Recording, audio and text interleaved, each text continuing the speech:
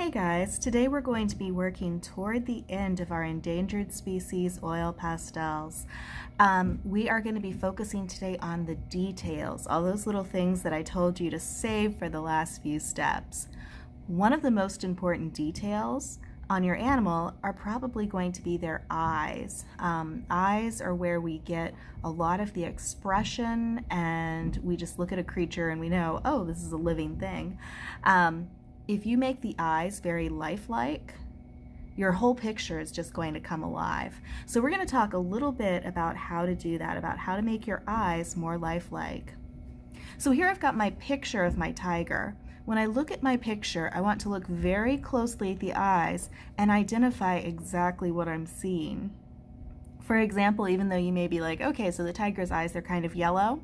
When you look closely, there's some green in the middle, there is some yellow in there, but then there's some orange or brown around the edge as well. When I look at the tiger's pupil, I want to see, and remember the pupil is that black part of your eye, the part that lets us see. You want to see about how large it is and where it's located in the eye. My tiger is turned to the left and looking fairly straight ahead, and I can tell that by where the pupils are positioned within the eye. Something else that I really want to be aware of is the highlight on the eye. Any eye is going to have some sort of little highlight on it where the light hits it.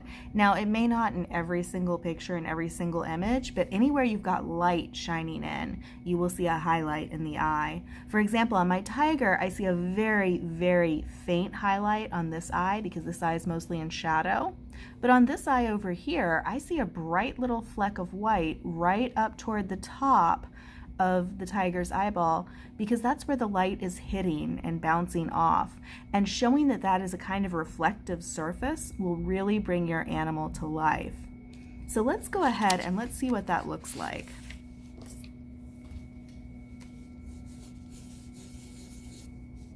I'm drawing this a little bit bigger than it will be in my final picture, just so that you guys can really hopefully see what I am doing. Remember, when you're using yellow oil pastels, they don't always necessarily show up quite as well as they should. So a trick that I might want to do, if I have an area of the eye that is lighter and brighter, like this kind of highlight around the bottom, this yellow and orange around the bottom of the tiger's eye, I might want to go in first and just kind of prime it with a coat of white.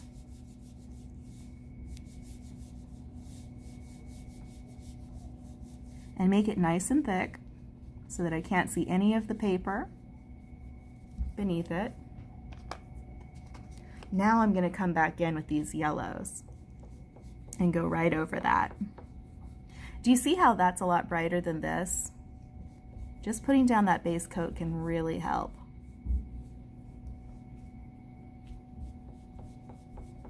I am going to put a little bit extra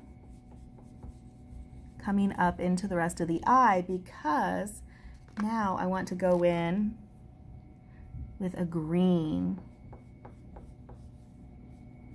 and kind of fade to green around the tiger's pupil.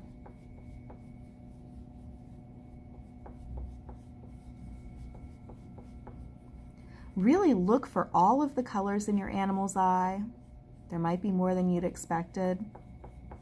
And make sure that you're getting each area the color that it is in the picture. I'm going a little bit darker with the green around the pupil. A lot of times you'll see a slightly darker color around the pupil of an eye, whether that's an animal or a person.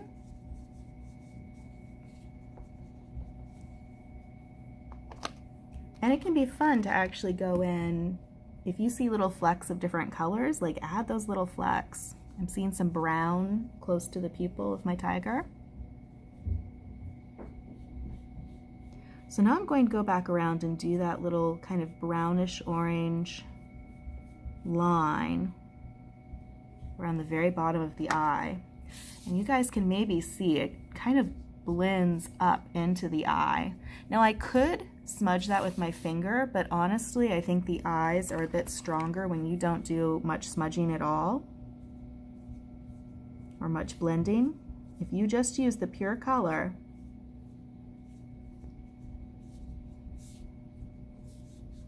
you're going to end up with a pretty strong image.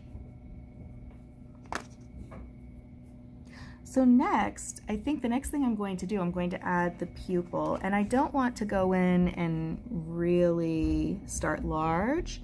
Instead, I want to start small and make sure I've got the right area of the eye. I'm going to judge it that way, because then I can make any adjustments I need. If it needs to be nudged over a little bit to the left, which I think mine does, I can make it a little bit larger to the left.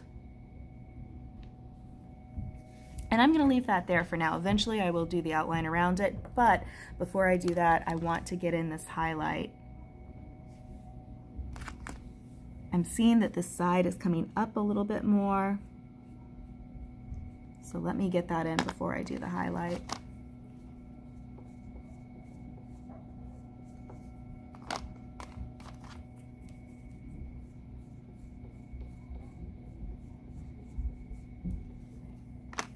And you can see, because I didn't put down that coat of white first, that yellow looks different. So let me go back and add a little.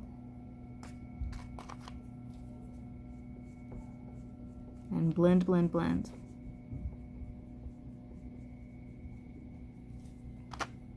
If I have these little crumblies, I'm just going to wipe them away. You guys know that at this point in the project. Okay, so I've got my eye here, and I need to go ahead and add my highlight. First, I want to make sure on a scrap piece of paper that this is nice and clean and ready to make the brightest highlight possible. And then I am really going to go in there and make this super thick and as bright as I can. Remember, using pastels is kind of like using paint. You can go pretty thick. All right, so for now, I'm happy with that. Now I want to go back in. Something else you see on animals often, especially animals that have fur on their face, is you'll see this thin line of skin around the eye where no fur grows. That little line of skin can really set off that eye, really make it pop out and look very realistic. So look and see what color this area is on your animal, and look and see if you see any little highlights on that as well. I do see a little highlight right here, so I want to make sure that I get that in too.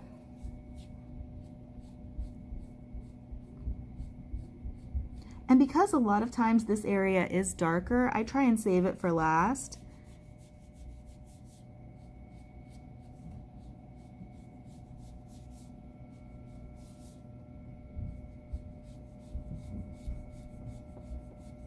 Because typically we do work light to dark,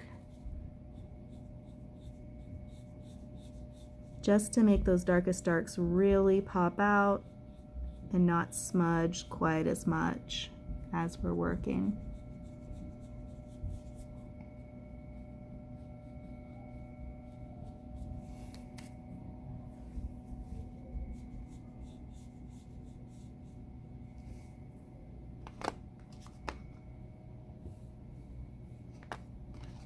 I think I'm going to go with a very light gray instead of white here for the highlight on this part.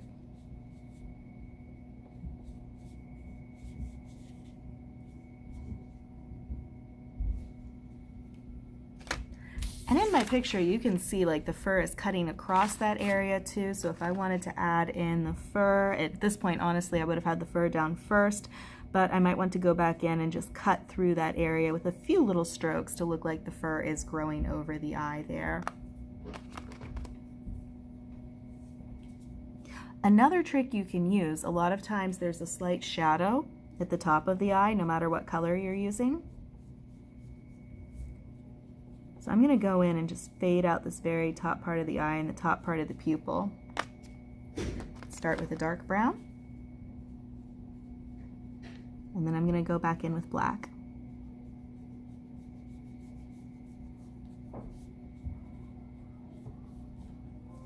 And that's my tiger's eye. Now if you have another type of animal, for example a panda, where the eye doesn't have as much color, there is still a lot you can do there. When you look at a panda, its eyes look pretty dark, but the cool thing is there is more going on than maybe you would think at first glance. With a panda, a lot of times they've got very, very deep dark brown eyes, so I want to get that color in there. Once I get that dark brown in there, I want to look at that skin again around their eye. Now, because that skin is black and the fur around their eye is also black, you don't see it quite as much. So a trick that I use sometimes is putting a little blue in there, because typically the skin maybe has a little more of a blue tint than the fur around it does. So a little highlight of blue, some highlights of white where the light hits that skin, and then making sure to get in the shadows around the very edges of the eye in black, because I'm going like one step darker than the dark brown, getting in the pupil of the eye with my black oil pastel as well, and then getting in the little highlight with the white oil pastel. Overall, I would say the three most important things to think about when you are doing an eye: what colors do you see in that eye? How can you make that eye look like it has form? So how can you make it look round? And you can do that by adding those shadows and highlights. And then finally, making sure you get that glossy looking highlight on the eye. Because again, having that light hit the animal's eye just really brings the whole thing to life.